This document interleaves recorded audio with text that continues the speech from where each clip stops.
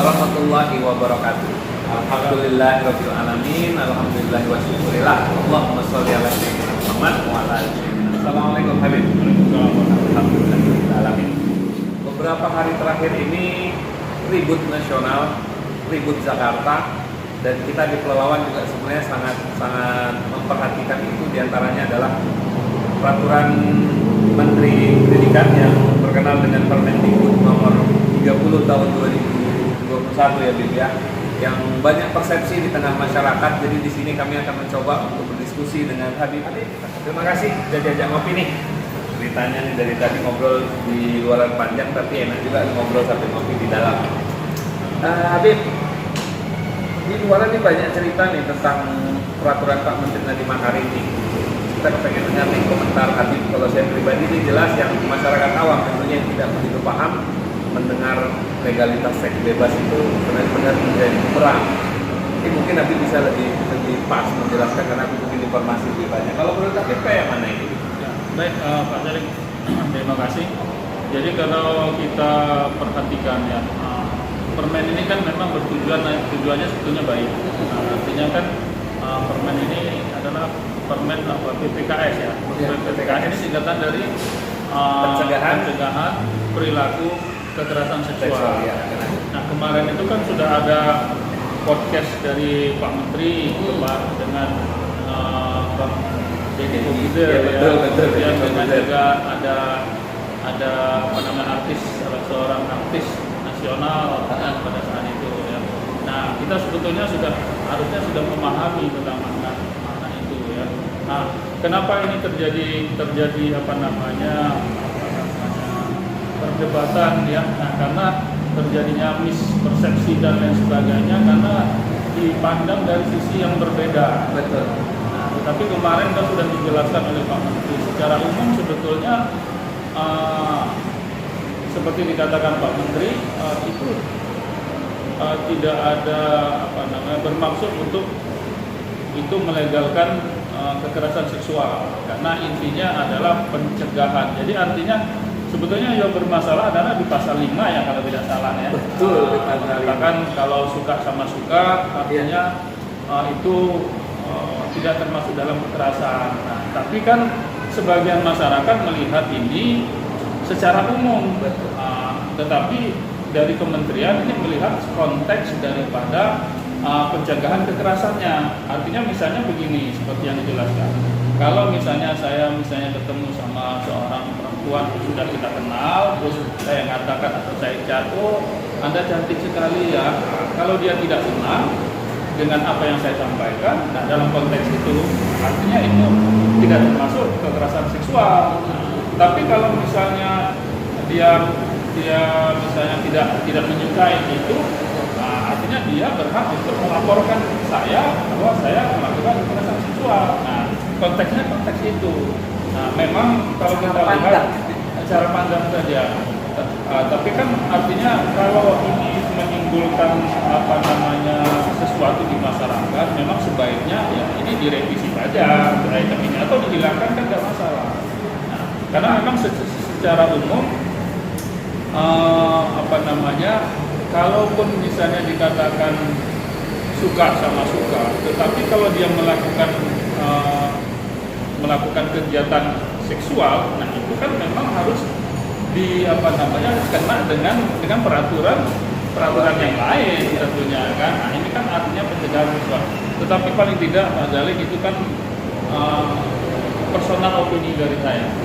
Artinya bukan secara organisasi ya, tetapi sebetulnya kita tidak terlalu tertarik sih untuk berpolemik dengan permen PPKS ini. Namun kan di tengah rakyat yang kadang-kadang hari ini itu tingkat intelektualitasnya yang nggak nyampe rendah, saat tiba-tiba ini teman-teman pada baca di WA nih, Pak Menteri melegalkan seks bebas, terutama di pasal 5 poin ini begini, kan mereka nggak pernah melihat apa sih awal dari keinginan pemerintah. Iya, apakah tujuan besarnya seperti ini. Jadi ketika saya sudah mendengar seperti ini, ya betul kata Habib, sepakat, tinggal bagaimana andaikan itu dianggap kurang tepat revisi. Karena memang yang baiknya seperti itu. Kalau memang itu menimbulkan polemik di masyarakat, ya kemudian sama-sama direview lagi. Apa susahnya kok bikin repot aja kan? Iya. Untuk masalah bangsa ini banyak hal-hal yang perlu kita selesaikan bersama, kita pikirkan bersama daripada mendebatkan hal-hal yang seperti ini gitu. Jadi kementeriannya habis tenaga, para ulama, para ustadznya terikut juga seperti ini, tokoh-tokoh agama, tokoh politik. Iya. Ini ribut soal begini untuk apa? Ayo duduk bareng aja kan. Nah, tapi Pak Jalil, yang ingin kita komentarin sebetulnya pada waktu podcast itu ada beberapa hal yang menggiring opini ke hal-hal yang kurang bagus. Nah, yang pertama adalah Pak Menteri menyampaikan bahwa saya sudah terbiasa dengan keluarga bahwa mengenai persamaan gender. Nah, satu. Yang kedua disebutkan pada saat itu oleh seorang artis ini mengatakan bahwa berdasarkan hasil daripada riset dari Australia kalau tidak salah kan, bahwa yang berpakaian rok mini, yang berpakaian tertutup, yang berhijab segala macam kekerasan seksual tetap saja ada. Nah, ini penggiringan opini yang menyesatkan. Di mana letak penggiringannya? Nah iyalah, seakan-akan tidak ada bedanya antara orang yang berhijab dengan orang yang telanjang di tengah jalan. Bahkan disebutkan juga pada saat itu sampai menyebut ayat Al-Quran lagi loh.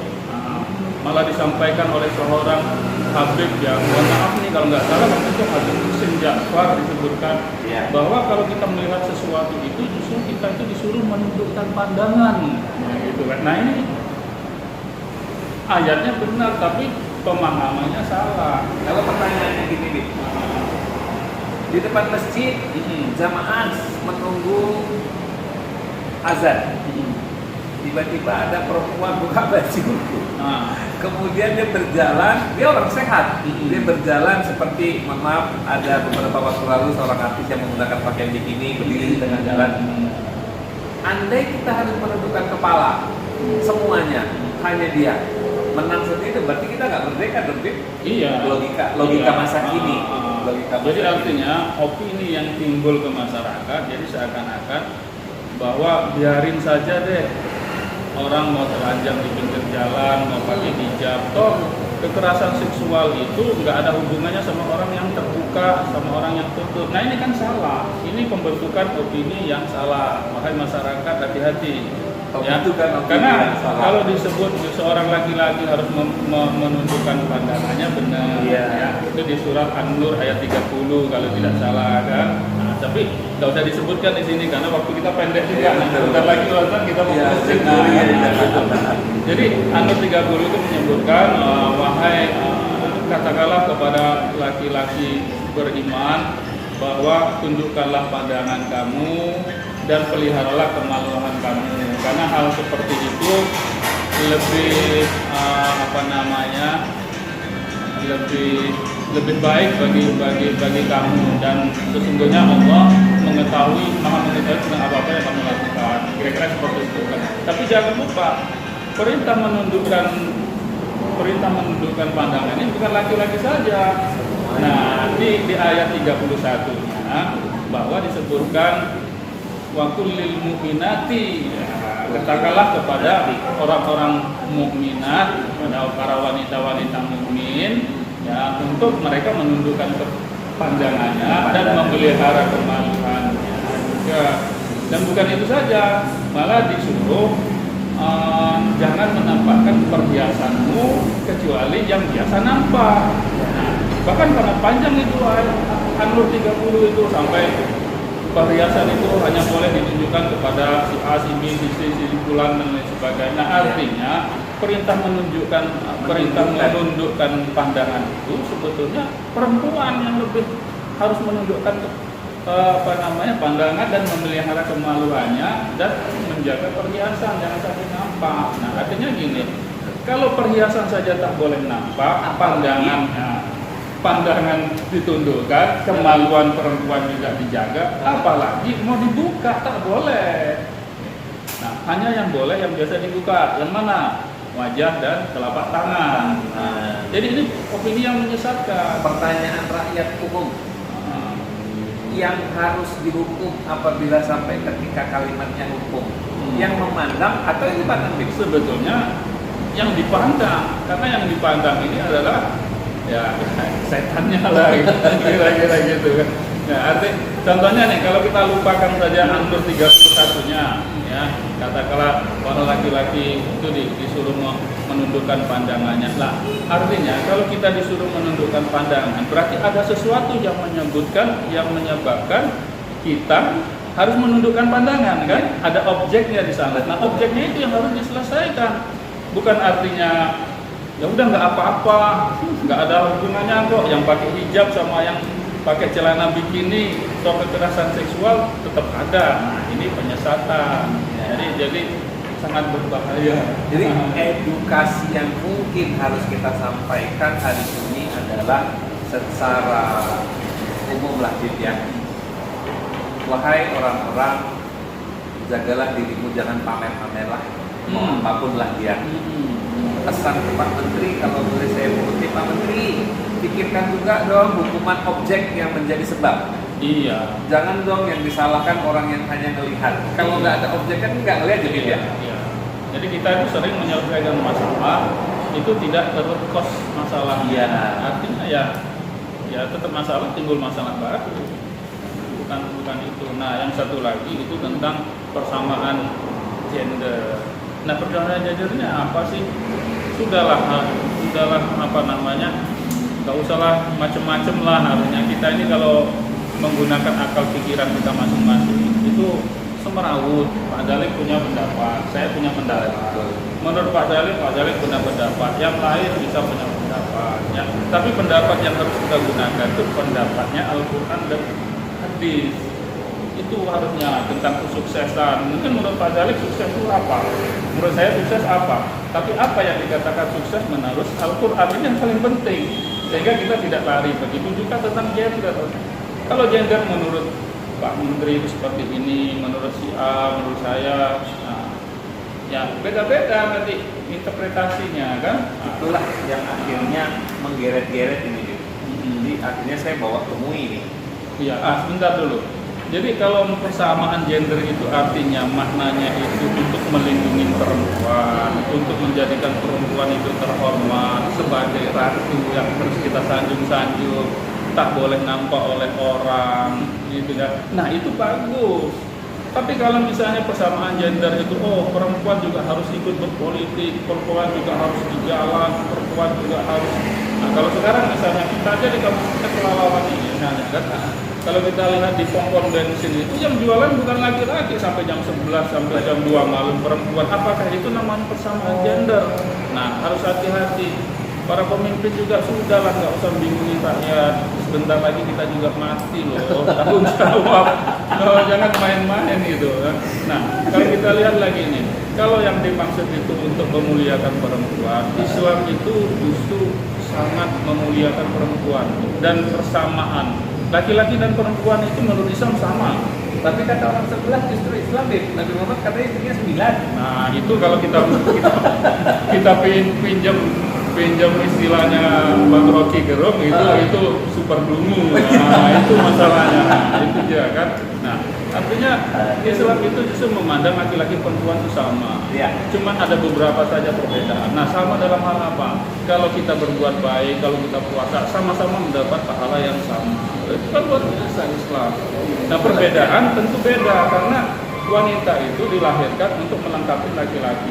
Diambil dari tulang rusuknya laki-laki. Beda. Apa istilahnya yang dalam satu hadis saya dapat intinya perempuan adalah pakaian laki-laki. Itu ya Bu ya. Pakaian laki-laki pakaian perempuan, saling menutupi kan artinya. Nah, yang perlu dilihat lagi segala sesuatu kita harus meminta petunjuk Al-Quran tentang gender. Nah, gender itu dalam hal perbedaannya sudah disampaikan oleh Allah. Misalnya kalau kita lihat surat Al-Lail gitu ya, wal laili idza yaghsha wan nahari idza tajalla wa ma khalaqaz zakara wal unsa. Artinya penciptaan Allah menceritakan penciptaan tentang malam dan siang itu Allah identikan dengan penciptaan laki-laki dan perempuan. Jadi laki-laki perempuan itu punya perbedaan secara psikologis, secara fisiologisnya berbeda. Mana bisa disamakan? Sifat-sifatnya beda. Bukan artinya laki-laki selalu lebih hebat, enggak. Justru punya perbedaan itulah saling mengisi.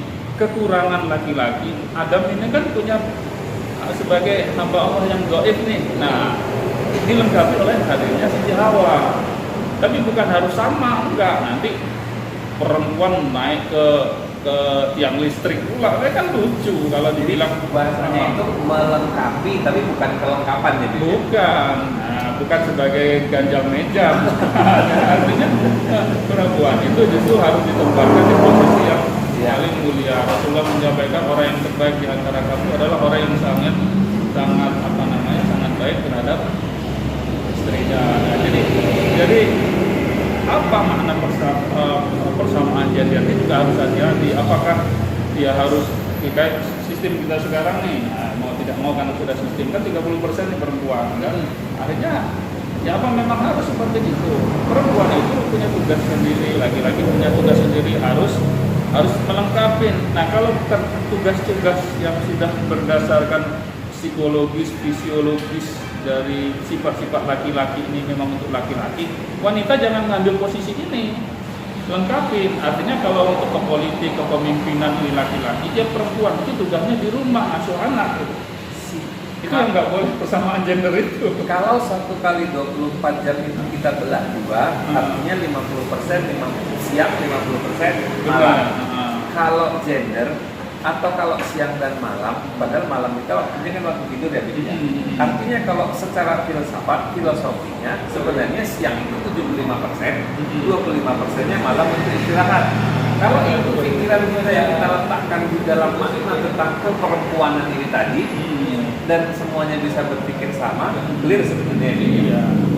Cuman ya dibolak-balik aja, jadi orang ini nggak jelas karena sudah terlalu merasa hebat dengan akal.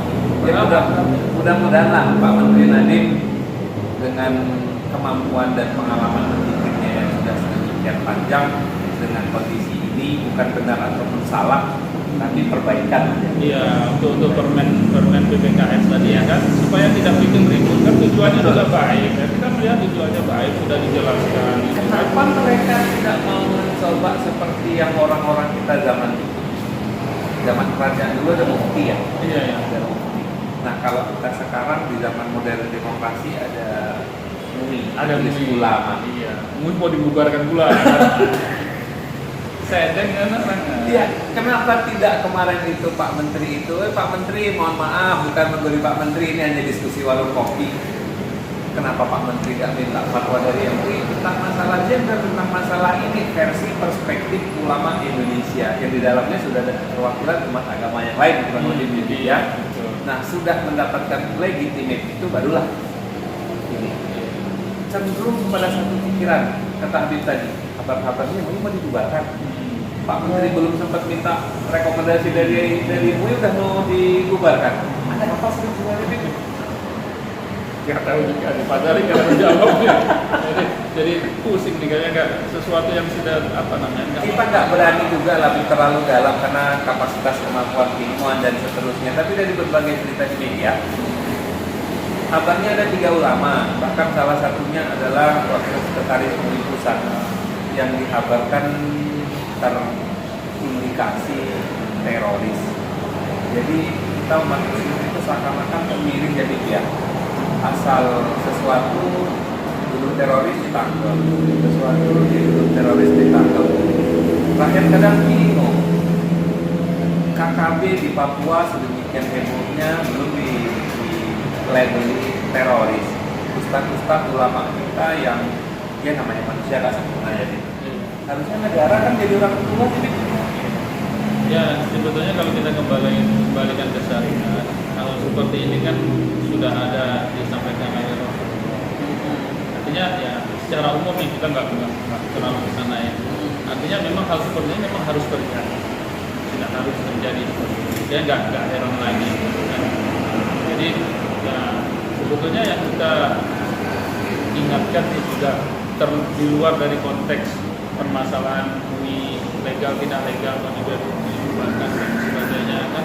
Tapi sebetulnya yang ingin kita kita ingatkan dari sisi lain, dari case lain ya, kita kepinginnya mengingatkan nih agar supaya ini kan sebetulnya organisasi masyarakat, bukan organisasi yang dibentuk oleh pemerintah. Iya. Itu aja untuk mengingatkan untuk kita di dalam ya, internal. Yang urusan lain terserah deh, itu biar sudah banyak yang mengontari juga ya. Ya artinya kalau kita ini organisasi massa asli, supaya kita ini juga lebih punya meruah yang baik, ya kita ini juga tidak juga harus terlalu dekat dengan kekuasaan.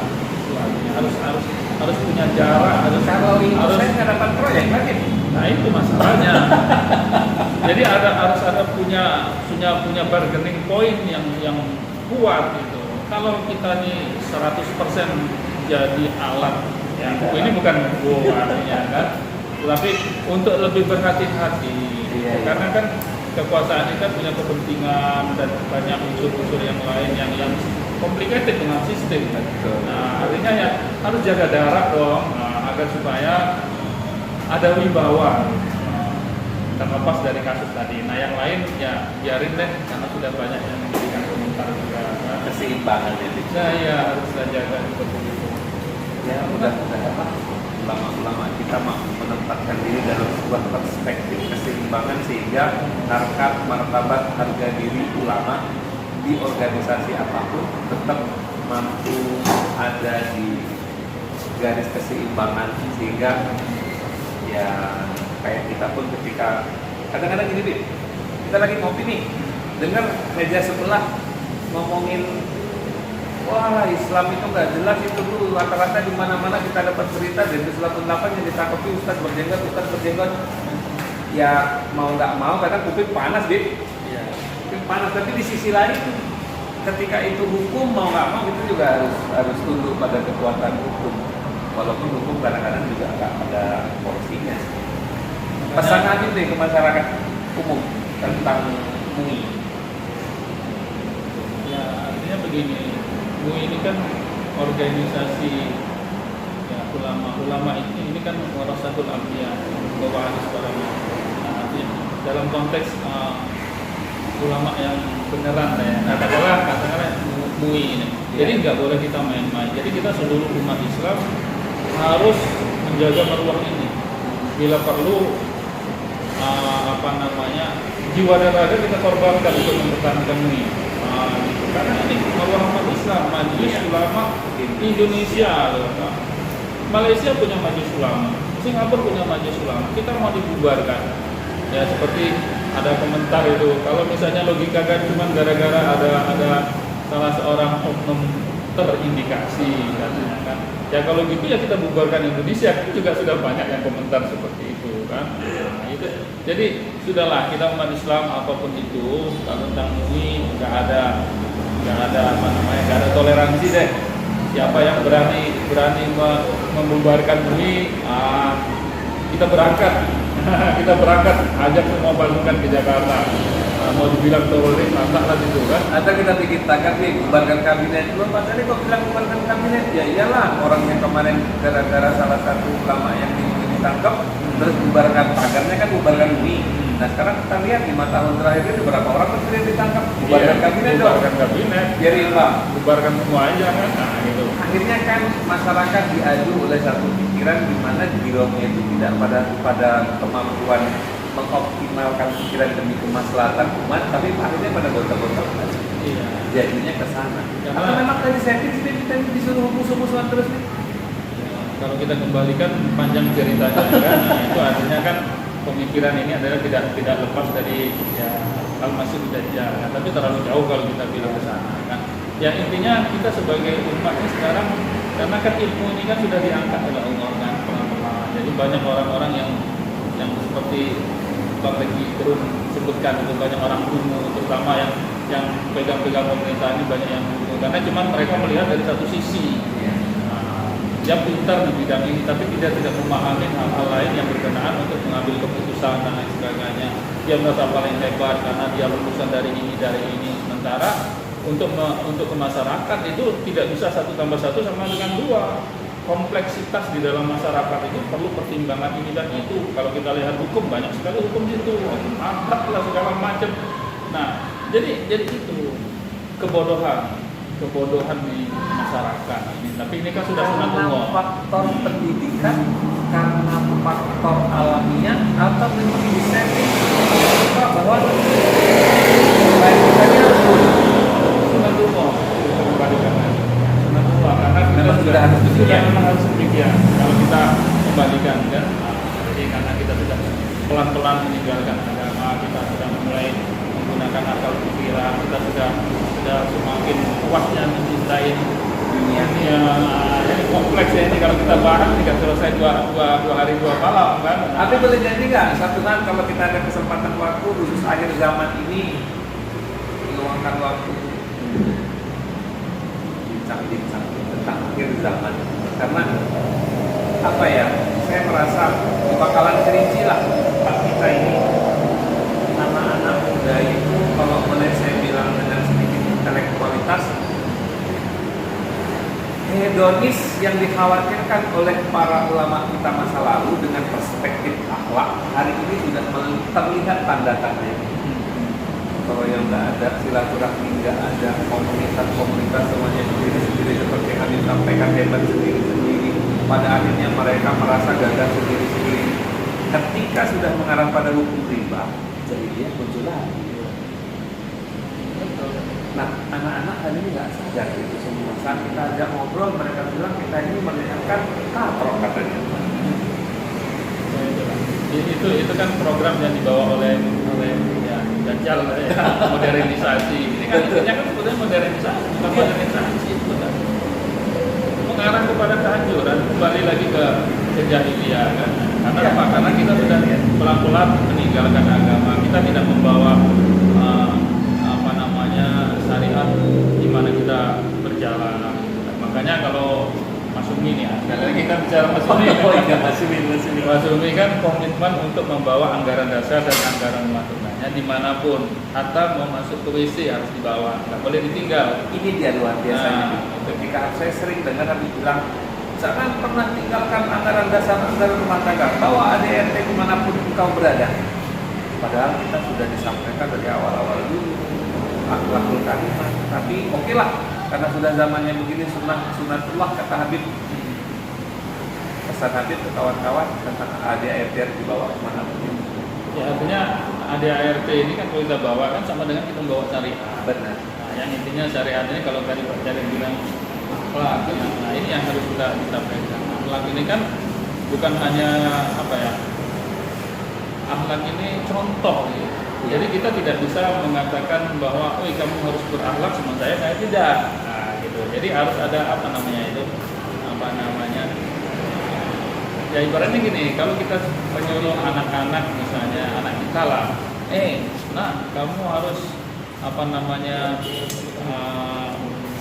ngomongnya harus sopan. Sementara kita sendiri nasihati dia dengan jerit-jerit. Nah, itu nggak bisa. Anak itu tidak menerima akhlak dari kita. Iya. Akhlak itu apa namanya ya? Suri tauladan yang harus disampaikan secara kalau kita melihat atasan kita itu istilahnya figurnya seperti apa gitu. Nah, jadi kalau kita bicara akhlak harus dari atas dulu ke bawah gitu. Padahal orang lain contoh gitu kan. Iya, sudah memberikan contoh. Berbicaralah kamu secara mendaki dengan sesama umurmu. Berbicaralah engkau secara melereng dengan orang yang lebih tua darimu. Nah, Rasulullah juga sudah nyampein dengan akhlak karimah yang suri tauladan. Karena kali ini itu lebih kondisian anak kita ini. Ya, mudah-mudahan semuanya bisa seperti apa yang kita harapkan. Kalau Habib bilang ini sunatullah dan sudah memang demikian harus adanya, ladang dakwah. Statement dari Habib, silakan. Jadi gini, artinya ya, kita ini kan semua sebagai anak bangsa, semua bertujuan baik, semua ingin berkontribusi kepada negara ini. Tapi kenyataannya banyak menimbulkan masalah gitu kan. Jadi intinya seperti ini ya, silakan saja misalnya para eksekutif terutama kan punya kebijakan dan lain sebagainya. Tapi selalulah ya, karena kita ini adalah sebagai anak bangsa, selalulah terutama yang muslim ya, selalulah melihat itu dari sisi apa namanya dari sisi syariat, karena landasan kita ini kan Al-Quran dan Hadis. Jangan pernah tinggalkan itu. Jadi jangan pernah terlalu percaya dengan akal kita, itu aja. Karena Al-Quran sendiri sudah menjanjikan segala sesuatunya. Misalnya di surah apa ya, "Wanazalna likal kitaba tibyanan likulli syai'." Nah, Al-Quran itu menjelaskan segala sesuatu gitu. Nah, kemudian Rasulullah juga menyebutkan bahwa anzalallahu fihil Quran kulla ilmin wa bayyana lana kulla syai'in. Walakin kulana taksirun amma yatabayyana fihil Quran. Artinya di dalam Al-Quran sudah semua ilmu, mau cari apa saja ada. Nah itu kita semua percaya, tapi nggak pernah diimplementasikan. Jadi kalau misalnya kita punya pendapat, mau menyampaikan sesuatu, ayo sesuatu yang sudah mau kita implementasikan sebagai suatu kebijakan pemerintah, ya larilah dulu kepada para ulama bertanya ke MUI. Jangan malah MUI-nya dibubarkan. Harusnya seperti itu. Jadi karena semua dijawab oleh Al-Quran dengan komprehensif untuk kepentingan semua umat, mau muslim dan muslim, yakinlah itu gitu. Jadi nggak akan ada diskriminasi dan lain sebagainya di dalam Islam. Nah kira-kira seperti itu ya Pak Zarek. Saya ambil kesimpulan pendek kata Habib Syauqi Syahab, jangan pernah tinggalkan ADART. Artinya syariat jangan pernah lepas dari tubuhmu. Ujungnya akal dan wahyu. Wahai manusia, tinggalkan akalmu. Oh sedih banget. Artinya gunakan wahyu baru kau gunakan akal. Jangan akal yang kau kedepankan, namun wahyu kau tinggalkan. Maka jahiliyah akan bersemi kembali. Terima kasih. Assalamualaikum warahmatullahi wabarakatuh. Waalaikumsalam.